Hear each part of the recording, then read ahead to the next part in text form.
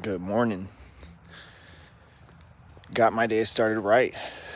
Got my supplements, my L-theanine, my L-tyrosine. First day of trying these things. Got my vitamin D. Got my caffeine. I already can feel that it's going to be an amazing day. I slept pretty well.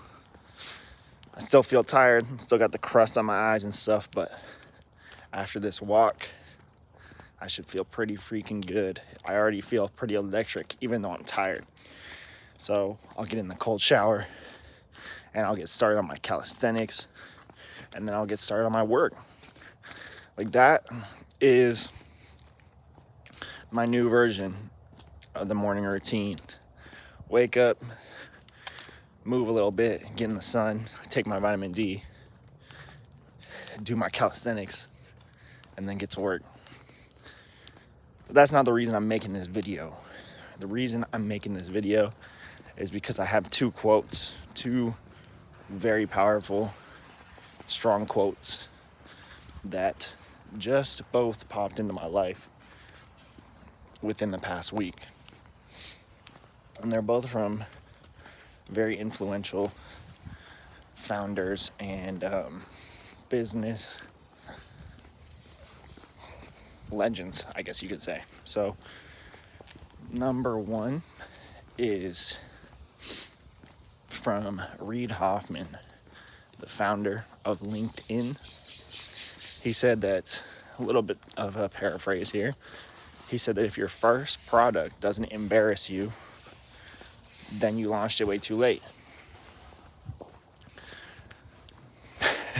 Looking back on my YouTube channel or my first gigs, or gosh, just almost anything I've done, like my first ad, my first, even if I go into my life and I go think about the first time I ever asked out a girl, like every single one of these things was just absolutely so embarrassing. The first time I ever tried anything, it was so embarrassing, it was so painful, it was so difficult and challenging to motivate myself to get it done in the first place. But then expanding, going on through time, not giving up, not letting that embarrassment stop me from pushing forward, you get better. You get better little by little. And now, 15 years later, since my first YouTube drum cover, I've accomplished my musical dreams. I've toured and traveled the world off my skills of playing drums. I've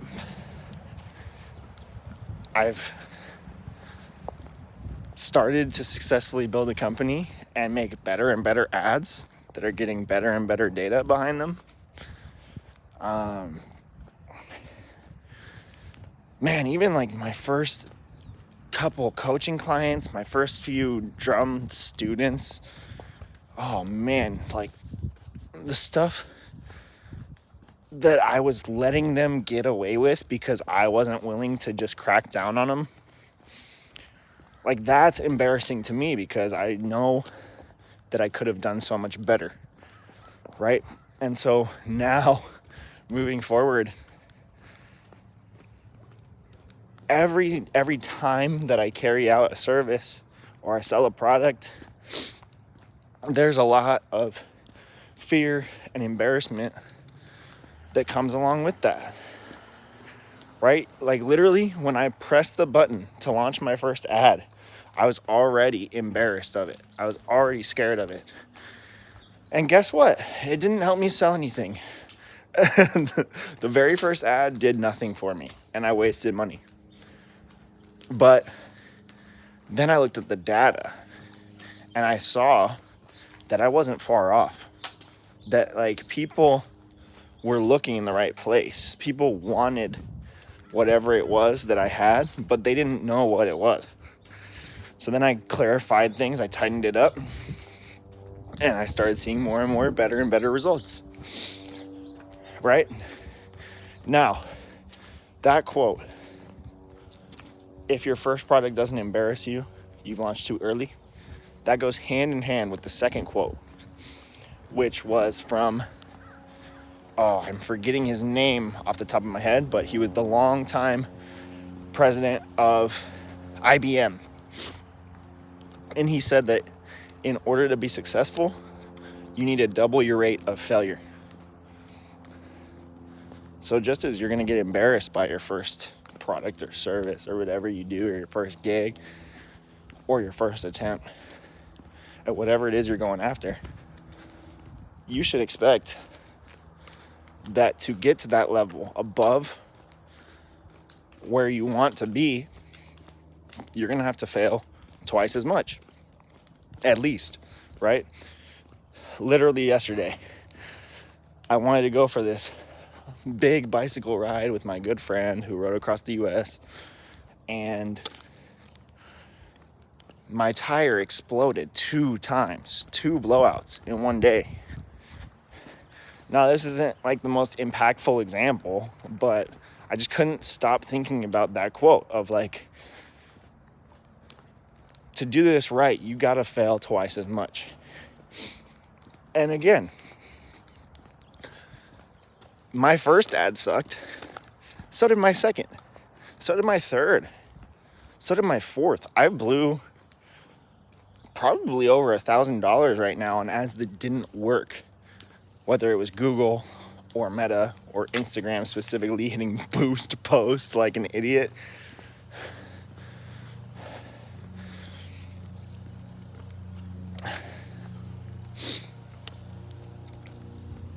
And I've made so many YouTube videos just like this one, whether it's talking at the camera or a drum cover or playing drums.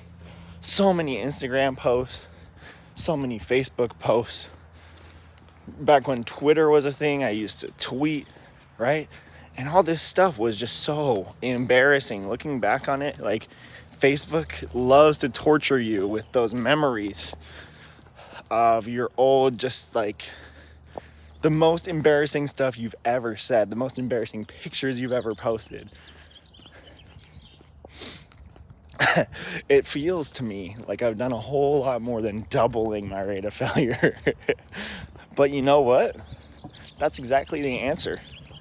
It's exactly the answer. I might think I'm failing a lot now, but I gotta step it up. I gotta put this stuff in overdrive. I gotta do it twice as bad. I gotta make twice as many videos, twice as many Facebook posts, twice as many bad tweets, right? Because I know from experience, not just from quotes from CEOs, but I know from my personal experience that the more I fail, the more I learn. The more embarrassed I am to do something, the better the result actually is. I know that not just from quotes, but from my own experience. The more I fail and embarrass myself, but still just put myself out there anyway and do it and take the risk, or sign up with somebody, enter into a program, buy a book, buy a course. The more I do that, even if I made an unwise decision on some of them, every single one of those experiences, I can learn something great from. And I can take it and apply it to the next thing that I'm doing.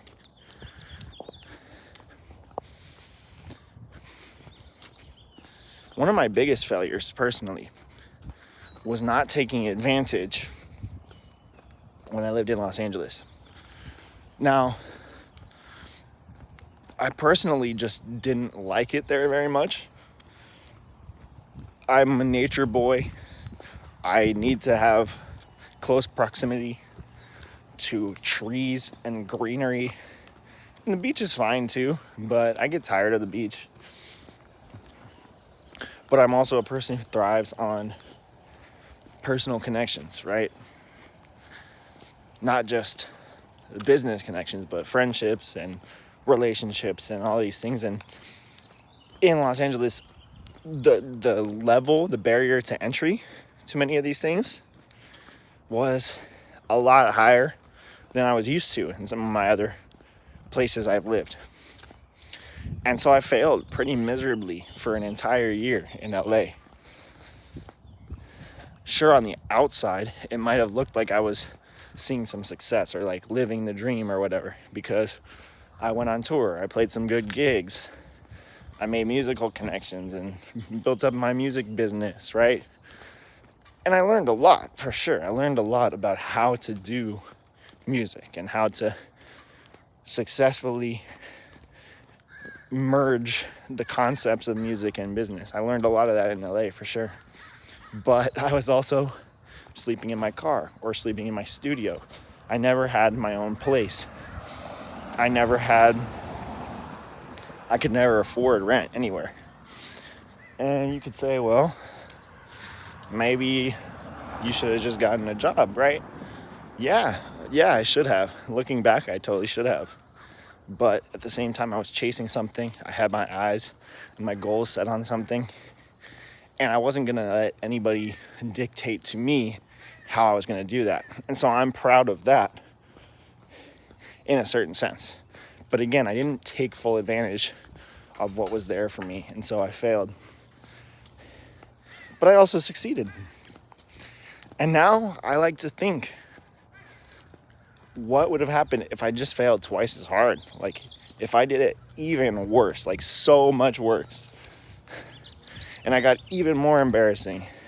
And I put myself out there in such a way that was just like disgusting, even to me, looking back now, right? If I had done that, I probably would have been a whole lot more proud of what I had accomplished. And I can think of a direct example for this too. When I moved to Mexico and I couldn't speak Spanish to save my life. Like, I had studied 10 years and I thought I was the stuff. But I couldn't speak to save my life. Like, I could understand on a basic level. But throwing back sentences at people, it was just nuts. Like, I couldn't do it. But 6 months in, it started to click a little bit. You know, that training actually paid off, believe it or not. So pay attention in school, kids, in your language classes, pay attention. But 6 months in, it paid off. And I got myself a girlfriend, and we talked only in Spanish because she didn't speak English. And I started getting better and better with my language skills and my communication skills. And I learned a lot about how to be a better human during those times. And so I started to kind of fall away or gradually withdraw from the social media side of things,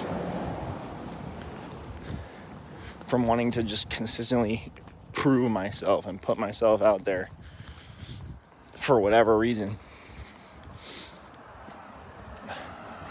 And that led to its own set of failures and struggles and challenges.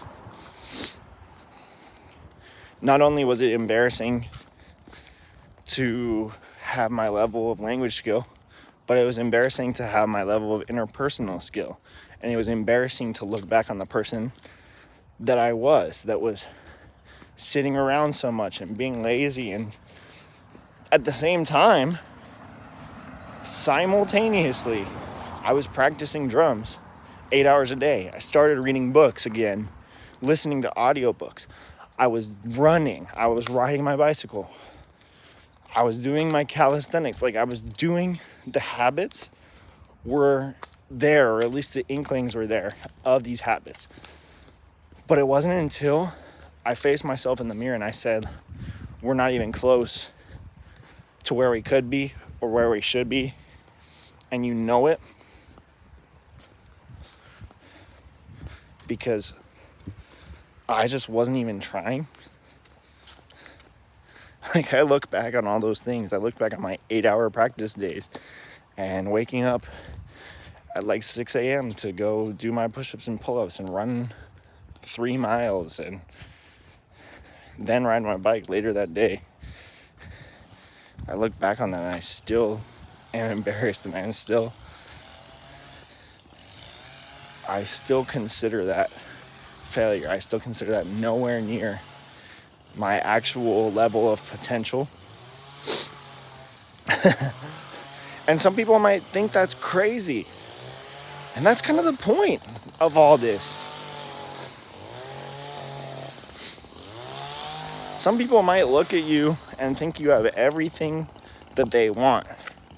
And you could be inside thinking like, I'm just nothing compared to what I could be. I think that's sort of a good place to be in a way. Of course, you can't let it destroy you and eat at you, and you got to do what you got to do.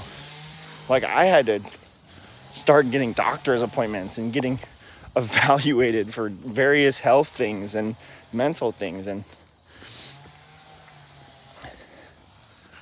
I had to make the decision that I wasn't gonna just keep going at it alone. But through all that process and embarrassment and failures, I learned how to go about it right.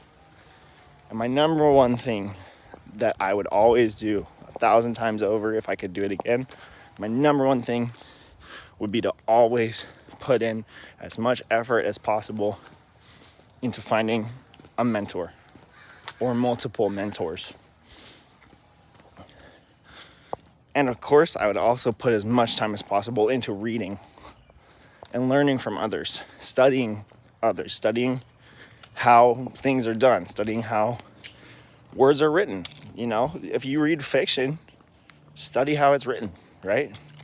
If you read nonfiction and biographies, you're going to learn a lot about how people have failed and succeeded simultaneously, right?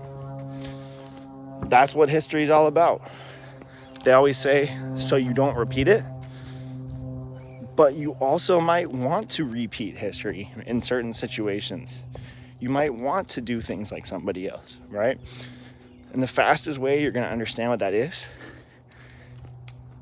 to develop a mentorship relationship with them.